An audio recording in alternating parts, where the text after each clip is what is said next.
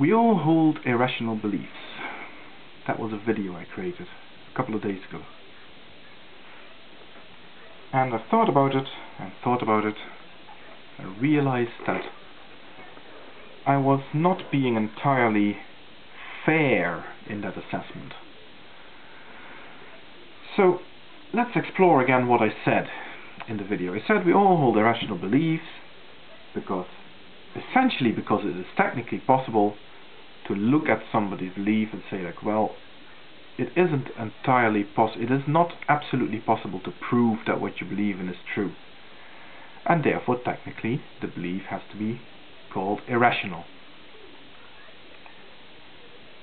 And I gave an example even. I said, my daughter loves me. That is my irrational belief.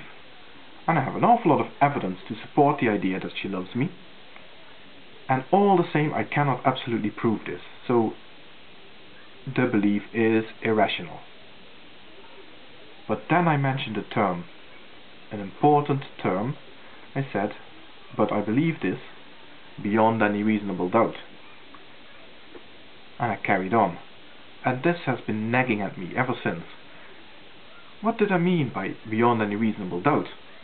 Well, it means that the evidence stacked up in favor of one conclusion over the other is so convincing, so overwhelming, that it would be absurd or bizarre to assume the other thing. For example, in this case of my daughter loving me,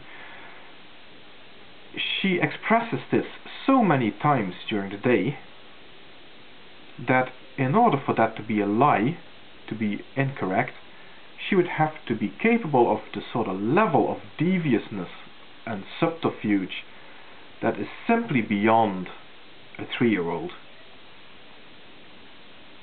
And that is why I said that in order to believe that she doesn't love me, you'd have to have a delusional, paranoid mind. And I should have taken that further. I should have said, well, therefore, it is rational to hold the belief that she loves me. Because very, very rarely can you ever proceed beyond that point where you say, like, I know this beyond any reasonable doubt, but I cannot actually mathematically prove it. What can be mathematically proved, really and truly?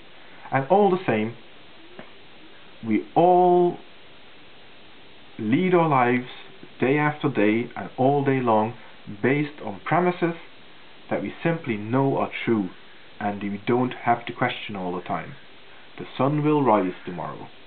If I stand on top of a tall building and I step off the edge, I'm going to plunge to my death, so I'm going to steer clear of the edges of tall buildings. That sort of thing. And none of those beliefs can fairly be labeled as irrational, even though in all cases you can never absolutely prove that this will be the case. But you know what? Whenever anybody has pushed a heavy object off the edge of something tall, it has always plunged down to the bottom. And if it was a human being and the thing was tall enough, they splattered to the death. And it is perfectly rational then to believe that if you do that, that will happen to you. So there are beliefs that cannot be absolutely proven, but that are still perfectly rational in a fair sense of the word. So then, can we still uphold the idea that we all have irrational beliefs? Probably yes. However, we need to understand that in some cases those irrational beliefs are either fairly unimportant or not that relevant. For example, I can't even think of an example, so never mind. But thinking about sort of more important things, then there can be people about who hold a rational set of beliefs around that. For example, the existence of any particular named God. You name a God.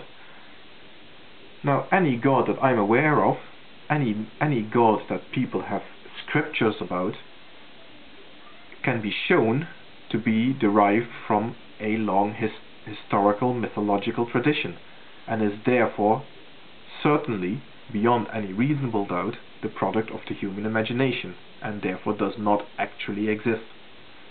That is a rational point of view to hold. The other important difference between somebody who is in themselves rational or irrational is, even if you present them with something that is irrational about their belief system, how do they respond to that? Now, a rational-minded person would respond to that by re-evaluating their belief system and saying, okay, how does this new evidence fit into my belief system? Does it change any of my perceptions, any of my ideas about what constitutes a reasonable doubt? Let's bring this back to the idea to my example about my daughter loving me. Now, I believe that at this point in time beyond any reasonable doubt. But you know what? If I were to wake up in the middle of the night and see my daughter standing over me holding my kitchen knife and with a mad look in her eyes, I will very, very quickly reevaluate that idea, that belief, and I will at that point in time consider the possibility that she mightn't actually love me and that there might be something horribly wrong, and take evasive action very, very quickly. I will not just lie there and say like, well, no, I believe that she loves me, so therefore this is just, I don't know, another way of her showing me that she loves me. We can consider that after I've taken evasive action. So that is a rational way of holding beliefs that you can hold beyond any reasonable doubt, and that you are still aware as a footnote to your belief that they cannot be absolutely proven. And that is being rational. That is what being rational is all about. And yes, there are plenty of people about who are rational like that.